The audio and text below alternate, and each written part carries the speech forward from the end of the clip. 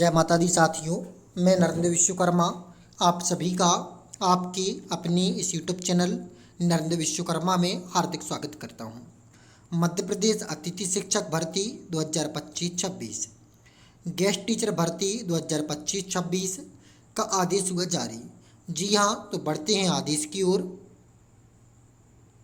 तो देखें, यह जो आदेश हुआ है यह है 26 जून 2025 को जारी हुआ है। शैक्षणिक सत्र 2025-26 में रिक्त पदों के विरुद्ध अतिथि शिक्षकों की व्यवस्था के संबंध में संचालक पत्र क्रमांक 1 मई 2025 और संचालक पत्र क्रमांक 4 जुलाई 2019 का इसमें संदर्भ दिया गया है। अतिथि शिक्षक आमंत्रण हेतु रिक्तियों का प्रमाणीकरण। यहाँ पर प्रमाणीकरण संकुल प्राचार्य से संबंधित है। अतिथि अतिरिक्त रिक्तियाँ जैसे कोई गवर्नमेंट टीचर एमएड बीएड करने गया है तब उसके संबंध में है। अतिथि शिक्षक आमंत्रण हेतु की जाने वाली कार्रवाई। शैक्षणिक सत्र 2025-26 में अतिथि शिक्षक आमंत्रण हेतु प्रदर्शित रिक्तियाँ एजुकेशन पोर्टल 3.0 अंतर्गत जीएफएमएस पोर्टल पर प्रदर्शित हैं। प्रमाणित रिक्तियों के विरुद्ध ही विद्यालयों में अतिथि शिक्षकों को उपस्थिति कराया जाएगा। संदर्भित पत्र क्रमांक 2 की कंडिका 3.1.3 में उल्लेखित अनुसार शाला प्रभारी द्वारा उस श्रेणी में आने वाले अतिथि शिक्षकों को विद्यालय में नहीं रखा जाएगा। अतिथि शिक्षक आमंत्रण हेतु समय सारणी। प्रथम चरण में अतिथि शिक्षक आमंत्रण की कार्यवाही हेतु समय सारणी। शैक्षणिक सत्र 2024-25 में जिन विद्यालयों में अतिथि शिक्षकों की आमंत्रित किया गया है एवं पोर्टल पर रिक्त पद प्रदर्शित है, ऐसे विद्यालयों में जेएफएमएस पोर्टल पर उपस्थिति की प्रविष्टि हेतु की जाने वाली कार्यवाही। सबसे पहला पॉइंट है लॉन्ग टर्म रिक्ति अपडेशन, जो कि शाला प्रभारी को करवानी है 26 जून से 29 जून तक। दूसरा पॉइंट है अतिरिक्त रिक्ति हेतु मांग दर्ज करना, संकुल प्राचार्य को करवानी है 26 जून 2025 से 29 जून 2025 तक। अतिथि शिक्षक आमंत्रण हेतु जीएफएमएस पोर्टल पर रिक्तियों का प्रदर्शन 30 जून 2025 से प्रारंभ होगा। विगत सत्र में कार्यरत अतिथि शिक्षक द्वारा जीएफएमएस पोर्टल पर उपस्थिति हेतु रिक्वेस्ट दर्ज करना, यह आवेदक को स्वयं करना है 30 जून 2025 से 2 जुलाई 2025 तक। शाला प्रभारी एजुकेशन पोर्टल 3.0 पर अतिथि शिक्षक द्वारा की गई उपस्थिति रिक्वेस्ट का प्रमाणीकरण उपस्थित करना शाला प्रभारी द्वारा होना है 1 जुलाई से 3 जुलाई तक। अतिथि शिक्षक पोर्टल पर आवेदक का जिस पैनल का स्कोर कार्ड है केवल उसी पैनल में विद्यालय में उपस्थिति हेतु रिक्वेस्ट दर्ज कर सकेंगे। कहने का तात्पर्य यदि यह वर्ग 2 का स्कोर कार्ड है तो वर्ग 2 में पढ़ा सकेंगे, वर्ग 3 का है तो वर्ग 3 में, वर्ग 1 का है तो वर्ग 1 में। यदि किसी पैनल में गत वर्ष 2 या अधिक रिक्तियां थी तो इस वर्ष 1 रिक्ति हो तो ऐसी स्थिति में सर्वाधिक स्कोर कार्ड वाले अतिथि शिक्षक को उपस्थित कराया जाएगा। कहने का तात्पर्य है यदि किसी विद्यालय में 2 पद थे, अब 1 पद हट चुका है तो जिसका स्कोर कार्ड सर्वाधिक होगा उसे ही ज्वाइनिंग मिलेगी। विगत सत्र 2024-25 में कार्यरत अतिथि शिक्षक द्वारा जिस संकुल में कार्य किया है उसी विद्यालय में अतिथि शिक्षक द्वारा स्वयं की लॉगिन आईडी से उपस्थित हेतु दर्ज करने की कार्यवाही की जाएगी।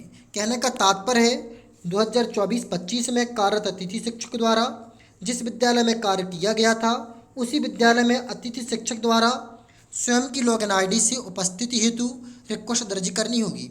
उस विद्यालय का आप डाइस कोड डालेंगे, आपके सामने वह विद्यालय स्पष्ट हो जाएगा, वहाँ पर आपको रिक्वेस्ट डालना है।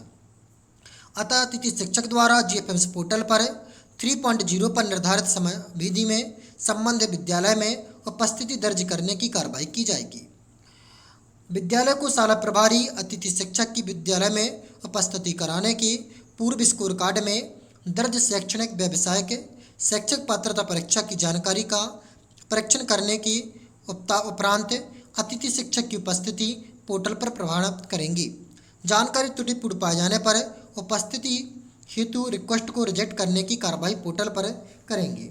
अर्थात ये निर्देश दिया गया है शाला प्रभारी को कि आप सबसे पहले सभी जो जानकारी उसने दी गई है शाला शिक्षक अतिथि शिक्षक के माध्यम से उन्हें मैच करें, मिलान करें। अतिथि शिक्षक ऑनलाइन उपस्थिति पत्रक के साथ अपनी उपस्थिति अनिवार्यतः संबंधित विद्यालय में दिनांक 2 जुलाई 2025 तक विद्यालय में अतिथि शिक्षक द्वारा निर्धारित समय अवधि में उपस्थित हेतु रिक्वेस्ट नहीं देने पर शाला में रिक्वेस्ट के सत्यापन हेतु समय सीमा में उपस्थित नहीं होने पर संबंधित का उपस्थिति पत्रक उपस्थिति रिक्वेस्ट स्वतः निरस्त की जाएगी। यदि कोई अतिथि शिक्षक रिक्वेस्ट नहीं डालता है तो उस स्थिति में उस विद्यालय में अतिथि शिक्षक की जो ज्वाइनिंग है वो निरस्त हो जाएगी। शाला प्रभारी अतिथि शिक्षक से ऑनलाइन उपस्थिति पत्रक का प्रिंट प्राप्त कर हस्ताक्षर एवं सील के साथ एक प्रति विद्यालय अभिलेख के रूप में संदर्भित करेंगे, एक सत्यापित प्रति अतिथि शिक्षक को देंगे। कहने का तात्पर्य एक प्रति आपको अतिथि शिक्षक आपको स्वयं रखनी है, एक शाला प्रभारी को देनी है। यह द्वितीय चरण दिया गया है। प्रथम चरण के उपरांत शेष रिक्तियों के लिए आवेदकों के स्कोर कार्ड के आधार पर मेरिट क्रम में शाला विकल्प चयन उपरांत मेरिट क्रम के आधार पर दिए गए विद्यालय में अतिथि शिक्षक शाला आवंटन होगी, जिसकी संभावित समय सारणी ये है। अब ये संभावित है, हो सकता है कि जो संभव अतिथि शिक्षक समय सारणी प्रथम है उसकी डेट में वृद्धि हो सकती है, लेकिन आप इस प्रकार की गलती बिल्कुल ना करें। आप समय रहते अपना कार्य जरूर करवा लें। पहला पॉइंट, शाला विकल्प चयन हेतु रिक्तियों का प्रदर्शन 5 जुलाई को। इच्छुक आवेदकों द्वारा शाला विकल्प चयन करना 5 जुलाई से 7 जुलाई तक। शाला विकल्प चयन के आधार पर मेरिट क्रम में शाला का आवंटन 9 जुलाई। अतिथि शिक्षक को दी गई शाला हेतु चेपमेस पोर्टल पर आवेदक द्वारा उपस्थिति हेतु रिक्वेस्ट दर्ज करना 10 जुलाई से 12 जुलाई और शाला प्रभारी द्वारा एक्सेप्ट रिजेक्ट करना 10 जुलाई से 12 जुलाई तक। सामान्य निर्देश, शैक्षणिक सत्र 2025-26 में अतिथि शिक्षक की कार्यवाही पूर्णतः ऑनलाइन है। किसी भी अतिथि शिक्षक को ऑफलाइन आमंत्रित नहीं किया जाएगा। अतिथि शिक्षक की सेवाएं पूर्णतः अस्थायी हैं। विद्यालय में नियमित शिक्षक की उपलब्धता होने पर अतिथि शिक्षक की सेवाएं स्वतः ही समाप्त हो जाएंगी। साथ ही साथ 4.3 में कहा गया है कि अतिथि शिक्षकों को भी ये अटेंडेंस लगानी है। इसमें समय दिया गया है। अतिथि शिक्षक की उपस्थिति प्रति दिवस ई गवर्नेंस पोर्टल के हमारे शिक्षक के माध्यम से शाला प्रारंभ होने के निर्धारित समय के 1 घंटे तक उपस्थिति ऑनलाइन दर्ज की जाएगी तथा शाला बंद होने के आधे घंटे पूर्व एवं आधे घंटे बाद तक वापसी की उपस्थिति दर्ज की जा सकेगी। उपस्थिति दर्ज की जाएगी।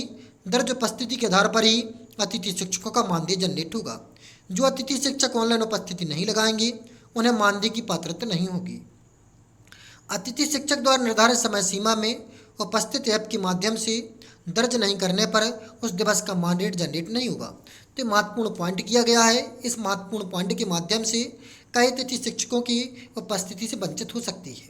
क्यों हो सकती है? क्योंकि कई अतिथि शिक्षकों के पास मोबाइल नहीं है, क्योंकि 10,000 रुपये वर्ग 3 के अतिथि शिक्षक को मिलती है और 14,000 वर्ग 2 को, जिस कारण से वह मोबाइल खरीदेंगे तो अपने घर का पालन पोषण किस प्रकार चलाएंगे। साथ ही साथ 2 माह की उन्हें वेतन प्राप्त नहीं होती है।